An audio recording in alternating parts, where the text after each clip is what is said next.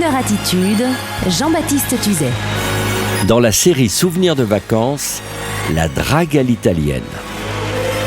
Non, chers amis, la drague à l'italienne, ce n'est pas l'inoxydable Aldo Macione en train de déambuler, torse en avant, sur la plage du film L'aventure, c'est l'aventure, suivi par cette kyrielle de rigolos aux pattes maigres et glabres, en train d'essayer de l'imiter. Non, une amie financière chic, Aline, me racontait cet été qu'elle revenait de Pesaro en Italie. Pesaro, la ville natale de Rossini, après avoir assisté bien sûr au festival lyrique annuel.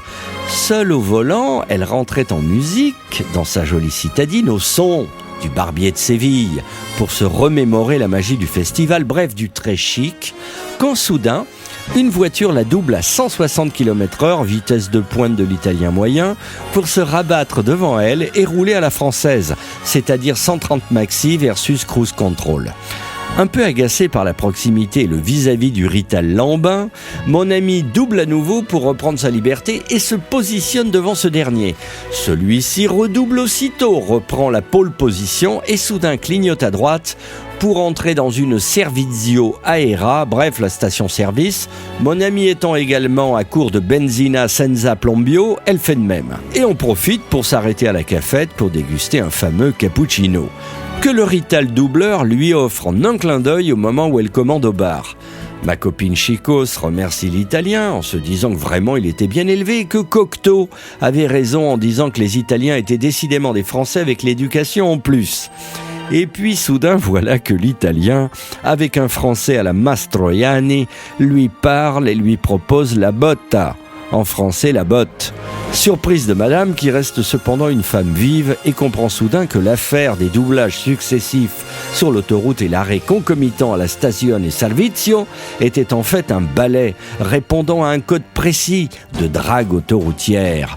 Après s'être extraite tant bien que mal du traquenard digne du film Il Fanfarone, mon ami ne peut s'empêcher, une fois revenu dans sa propriété niçoise, de raconter l'anecdote à son mari qui rigole bien volontiers et qui lui dit « Ah, il aurait pu aussi te faire le coup de la cassette. » Mais qu'est-ce que la cassette ? Eh ben oui, enchaîne le coquin mari, la cassette quoi, la cassette audio, qu'on avait tous dans les voitures dans les années 80, et de lui raconter comment on s'y prenait.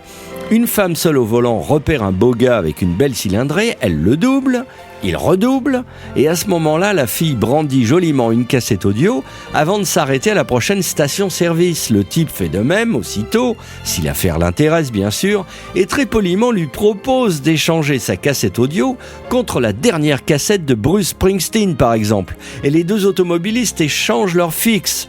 Désolé, pas de 06 à cette époque, en se promettant de se revoir pour se rendre les cassettes et parler musique et plus si affinité, nonobstant que certains devaient faire l'échange culturel dans la foulée, dans la station-service. Et voilà, mesdames et messieurs, Crooner Attitude oblige. Je me devais de vous faire part de ces deux étranges modes de drague automobilistique, mais de drague quand même, afin que chacun d'entre vous prenne son destin en main si besoin.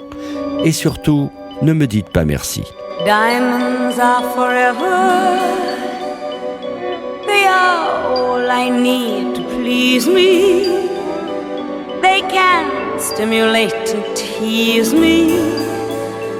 They won't leave in the night. I've no fear that they might desert me. Diamonds are forever. Hold one up and then caress it. Touch it, stroke it and undress it. I can see every part, nothing hides in the heart to hurt me. I don't need love, for what good will love do me? Diamonds never lie to me,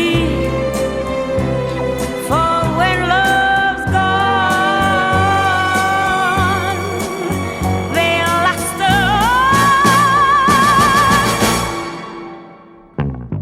Diamonds are forever, sparkling round my little finger.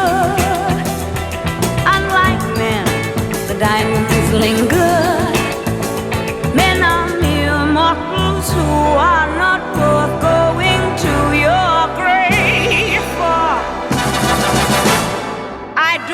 me love.